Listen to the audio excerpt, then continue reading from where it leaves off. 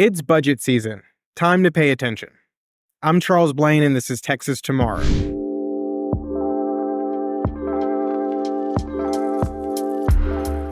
July 1st is the start of the fiscal year for a lot of local governments. Not all, but many. This means that everything resets. A budget is presented, laying out new priorities, and this is typically when we see the biggest expansions in local government, in the form of new programs, departments, new hires. And so after a budget is presented, a series of workshops follow, and then a budget is approved, or sometimes, but rarely, rejected. It's always good to be involved or at least aware of what your local government is doing, but it's especially important now. Budgets are arguably the most important thing your local government will do. That's because anything else that they want to do can't be accomplished unless it's funded through the budget. So would they prioritize or deprioritize? Would they increase spending on or would they decrease spending on? Will all have an impact on your services, the infrastructure that you use, and your overall service delivery. And it also lets you know if the priorities of your local elected officials who say they represent you are the same as your priorities, because they always should be. Equally as important is a budget deficit. A lot of major cities, and Texas included, run budget deficits. Houston has a $160 million budget deficit that's being closed by one-time relief aid. Dallas is working to close a $38 million deficit. Fort Worth is looking to close a $100 million funding gap for long-term projects while spending federal relief aid on other projects. And Austin is looking at a $13 million budget deficit next year.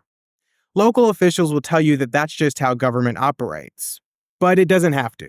Not every city, county, or school district in this state runs a deficit. Plano, for instance, passed a budget with an anticipated $4 million surplus. Notably, Round Rock ISD was facing a $22 million budget deficit, and they were able to identify $30 million in cuts to avoid it. Imagine that.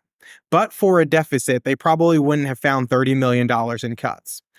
So there will always be competing interests and priorities. What gets funded just depends on the willingness of your elected officials to prioritize them. Unlike Round Rock ISD, too often there's a willingness to increase taxes, take out bonds, or add additional fines and fees to fund whatever projects they want to pursue, rather than being introspective and finding places to cut spending.